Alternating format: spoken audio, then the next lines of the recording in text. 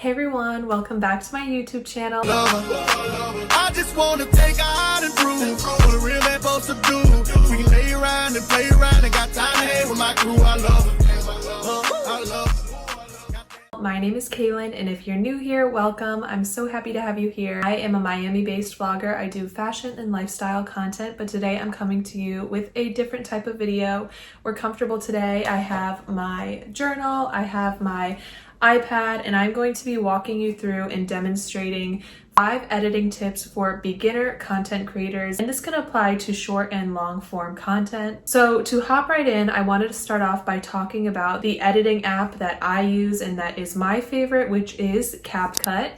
So I've been using CapCut for all of my videos ever since I started making TikToks and YouTube. I love CapCut because it's really easy to learn. I wrote down all the different things that CapCut has to offer. So here's just a few. It has a lot more than this, but it has fun fonts, colors, transitions, layovers, audio, sound effects, filters, templates, stickers, retouching, and a bunch of other things that you can use to up your video quality and make it the best type of content that you possibly can. So I currently use CapCut to edit my YouTube videos, and I'm going to do a little screen recording and a voiceover of just some of the main effects and tools that I use when I'm editing my videos. So here's the promised screen recording of my favorite settings in CapCut. To start off, I'm changing the ratio to be the YouTube size ratio. So they have TikTok size, YouTube size, and other sizes as well.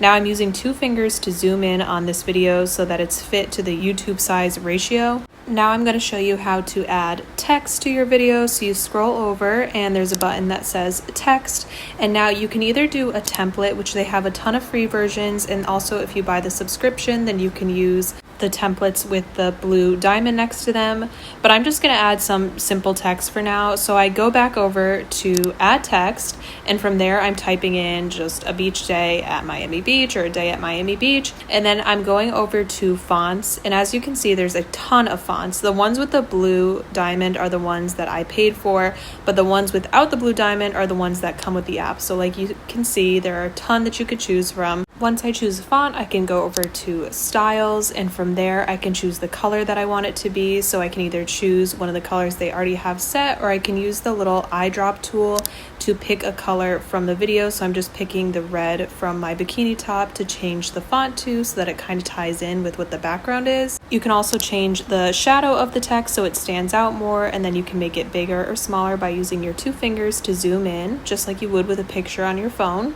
In the same toolbar, you can choose the animation settings. So again, the blue are the ones that I paid for, but then you can also have a ton of free ones. So I'm having it come in as typing text. And because it's typing, I want to add a sound effect that sounds like typing. So I'm going over to audio, then they have sounds, and you can scroll through all of these sounds. You can also search for one, and I'm choosing the typing sound. I'm also cropping it so that it stops right when the text stops typing, so that the typing sound doesn't continue forever and ever. And you can also have your text animation go out as well. So if you want it to bounce out or whatever it may be, go back to animations, and then instead of clicking in, click the out button, and it will have the text exit in a really cool way. Another feature I really like is the ability to adjust the saturation, brightness, things of that nature on the app. So I just went to the adjust button, and from there I'm changing the settings to how I want the video to look. And as you can see, the video is getting brighter. I'm changing it so that the blue stands out more in this video and the water is going to be brighter. You can adjust the contrast, the highlights, the shadows, things like that, and it really changes the video quality and can make something look a lot more appealing. So if the lighting you were in wasn't that great, you can make it brighter and it will look a lot better. Another cool feature they have is adding stickers. So you go to the sticker button, and then from there they have a ton of free options, but you can also search for one. So for example, if you want to add a subscribe button to your video, or in this case I wanted to add clouds to my video, I'm just going to search in the toolbar clouds, and then a bunch of clouds will come up. Some are free and some you have to pay for with the subscription, and then I just click on the one I want, and I can drag it throughout the video, make it bigger, smaller, move it to where I want it to be. And as you can see, I'm adding just a bunch of options to show you what you can add. Once you've added the sticker, you can move around the stickers to where you want it to be. You can crop the sticker length so that it's not there for that long. You can make it there the entire video, whatever you prefer. You can also rotate a video, so if it comes out sideways like this one did, just use your 2 fingers to turn it around and then adjust it so that it fits to the ratio size. Here I'm also showing you the effects button. Again, there are a ton of free effects that you can add to make your video a little more interesting to the eye. So I went to the glitch button and I'm just adding a glitch effect, which is really cool if you're having your video kind of move outwards, you want it to look like the TV, whatever it is, you can add a effect to that. You can also adjust the speed of your videos by clicking on speed and then dragging it up or down. I like to make my get ready with me videos sometimes sped up, especially if I'm doing my hair or I'm not talking. And last but not least, you can also add animations to your videos just like you did for the text. So if you want it to come in like a movie screen, you can do that. You can have it slide in, bounce in, zoom in, and then I just changed it to out and I'm having it kind of ripple out or fade out. So this is just a really cool transition option to the next video. If you're interested in a more in-depth tutorial of CapCut, definitely let me know in the comments down below. The next tip that I have for beginner content creators is your video quality. So this may sound very easy and just very basic, but before you record any video, make sure that you clean off the front and back camera, whatever one you're using. Typically the back camera is better quality, but if you're beginning and you really want to make sure that you see yourself, that you're in frame, you can always use that front camera and just use your shirt or a little piece of cloth to clean off the camera, and that will give you the best video quality. I also wanted to talk about some settings in your phone that you can actually change to make the video quality better. So the setting that I changed in my phone is that first you go to your settings, then you go to camera. From there, you are going to click record video, and you're going to do 4K at 60 frames per second or 60 FPS. Then you go to high efficiency. You're also going to turn on your smart HDR. So all of these things are going to add to your video quality. I'll put 2 videos up. One is going to be before I turn on all those settings, and the other one is going to be the after, and you will be able to see the clarity change, the overall quality change. Colors are going to look brighter. Movements are going to look more seamless. So just changing these qualities of your camera will really add to any type of video that you're creating and make it look a lot more professional. Tip number 3 is to use fun fonts and animations. When I was first starting off, I would make my fonts really small. I left them in just a white color. I would use like the same old fonts, but with CapCut, they actually offer a lot of free fonts. So you can buy the plan. I actually invested in the plan this year for the first time, where you get extra fonts, more animations, things of that nature. But for the first year or 2 that I was editing, I was using the free version of CapCut, and they have a ton of fonts to choose from. And I feel like fonts really can draw a viewer in, especially when you are writing your title in a font. They also have a lot of free animations, and I wasn't really using animations until these last couple of months, but I noticed a big difference in the way that it draws the viewer's eye into your video. So what I'm talking about as far as animations is, for example, you could have the title of your video or whatever you're talking about be typed out onto the screen. You can also add a sound effect that sounds like typing, and I'll put examples up on the screen of what I'm talking about.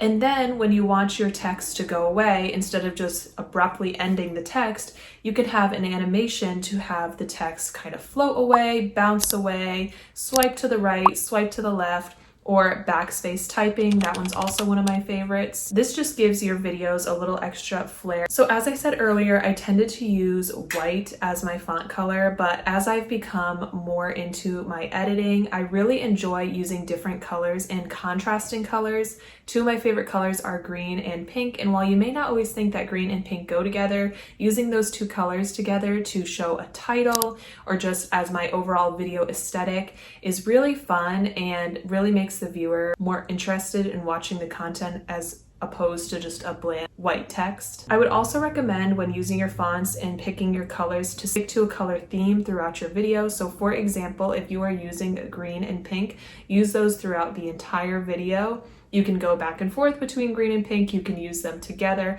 but I would say choose about 3 colors and stick to those font colors throughout the entire video. This just makes it more cohesive and more appealing to the eye. And kind of going back to what I was saying as far as like the typing sound effects, using sound effects when introducing your fonts is just a little extra thing that you can add in. For example, you can use a bubble popping sound effect to show the text popping into your screen. You can use a glitter sound effect. They have a click sound effect. So if you're saying subscribe to my channel, you can have a little subscribe font come up, and then you can have the click sound to make it sound like you're actually clicking on the button. And this just draws viewers' attention back to your video and makes them more intrigued about what the sound effect was, what is it alluding to, what is the title, what is being said. My next favorite topic and the 4th tip that I have is editing thumbnails. So I love editing thumbnails. It's actually one of my favorite parts of the editing process. I love taking pictures and putting them in collage form. So I figured I would do a quick demo of how I would possibly create a thumbnail. So this one I didn't actually use. I just found some pictures that I had in my Visco. But I use the app PixArt to make a collage that I like. So I started off with these 3 pictures. I usually start off with about 3 or 4 for a collage, but in this case I picked a 4th picture, and this one I actually did a crop effect where it crops out only the person in the picture. So I press free crop, then I press person and select, and it usually does a pretty good job of selecting what you want. And then I took this picture myself and kind of zoomed it in, overlapping with one of the other pictures. And I think just adding this little pop or like 3D effect is really cool. Once I save my collage to my phone, I now am in CapCut, and I added the picture to a new video. So I just started a new template.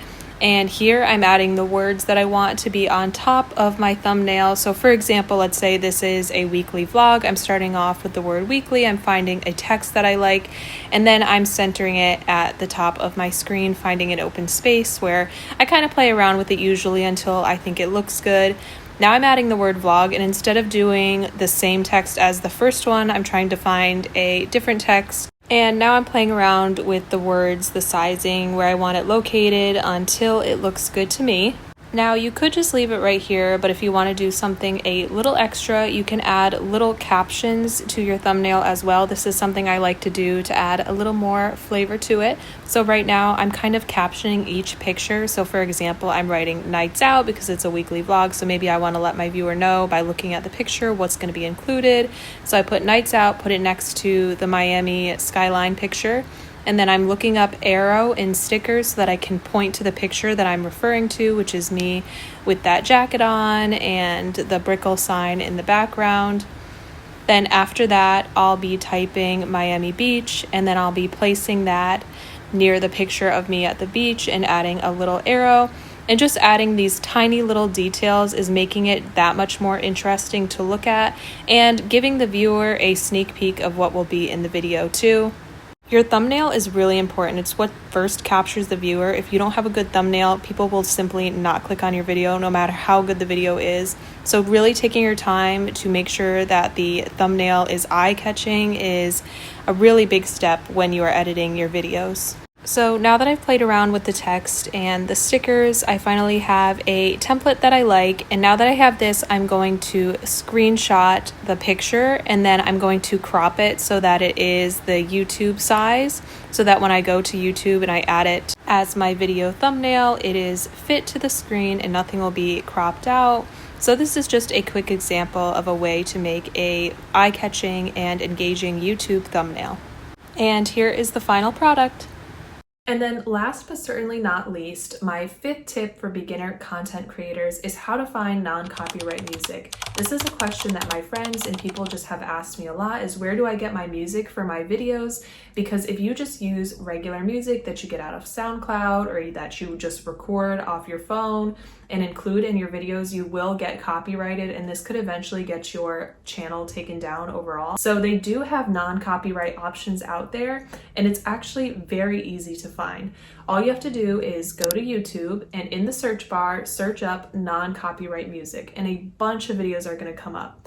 You can also make it more specific by searching up non-copyright music, Christian music. You can search up non-copyright R&B music, non-copyright rap music, whatever you are looking for, put that into the search bar. You can even get more specific than that and search up non-copyright Brent Faiyaz music, non-copyright SZA music. And I'm not going to guarantee that every single artist is going to have a non-copyright song out there, but a lot of the mainstream and famous artists do. Once you search this up and you find a song that you like, all you have to do is screen record the song.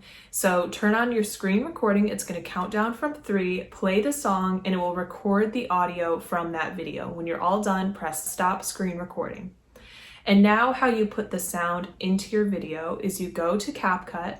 Once you have your video all situated, you're going to go to audio, and from there you're going to press export audio. And now when you press export audio, all of the videos that are in your camera roll are going to come up.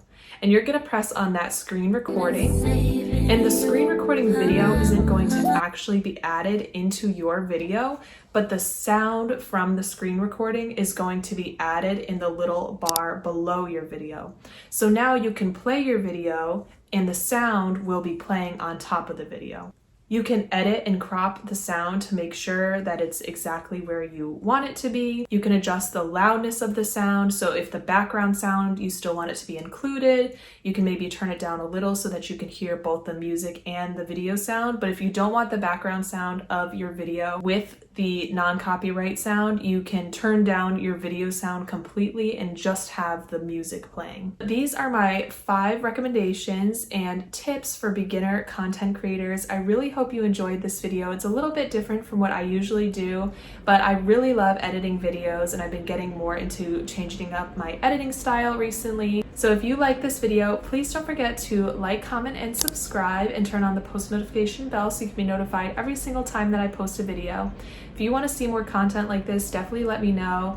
Let me know if you have any questions or any other things that you're interested in as far as editing your videos, any tips, anything of that nature. I'd be happy to make another video or answer those questions in the comments. I can't wait to see you in the next video, and have fun content creating. You definitely got this.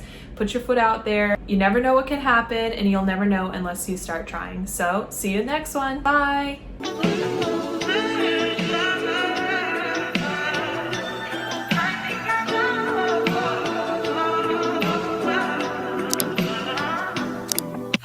That's